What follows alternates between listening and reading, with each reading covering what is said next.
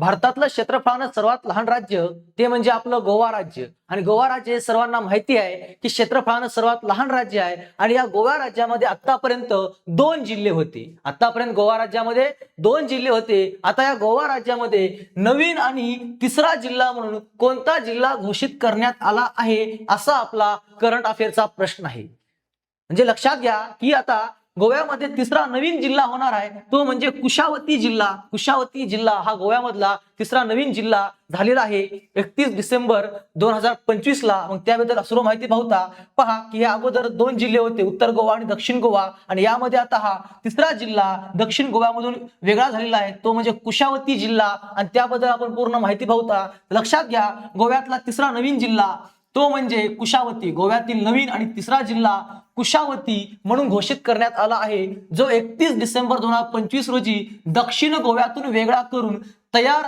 करण्यात आला आहे. दक्षिण गोवा जिल्ह्यातून वेगळा झालेला आहे. या नवीन जिल्ह्याचे मुख्यालय कुठे असणार आहे, तर क्वेपेम या ठिकाणी या नवीन जिल्ह्याचं मुख्यालय असणार आहे. येथे असेल यात केपे, काणकोण, सांगे, धारबांदोरा या तालुक्यांचा समावेश असेल. पहा, जिल्ह्याचं नाव आहे कुशावती. स्थापना 31 डिसेंबर 2025 ला. मुख्यालय केपे इथे असणार आहे. त्यामध्ये कोणते कोणते तालुके असणार पहा, केपे, काणकोण, सांगे आणि धारबांदोरा असे 4 तालुक्यांचा हा जिल्हा असेल, गोव्यामधला तिसरा आणि नवीन जिल्हा.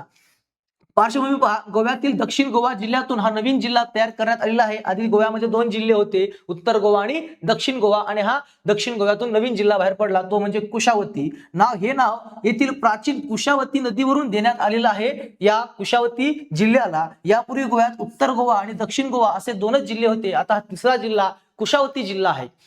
राज्य आणि राज्यामध्ये तयार होणारे नवीन जिल्हे यावर परीक्षेला प्रश्न विचारले जात असतात. मग अशाच प्रकारे आपल्या प्रश्नाचं उत्तर आहे कुशावती हा नवीन जिल्हा गोव्यातला असणार आहे. माहिती कशी वाटली कमेंटमध्ये नक्कीच सांगा. आणि अशाच माहितीसाठी नवीन असता चॅनलला सबस्क्राईब करून ठेवा. तोपर्यंत धन्यवाद.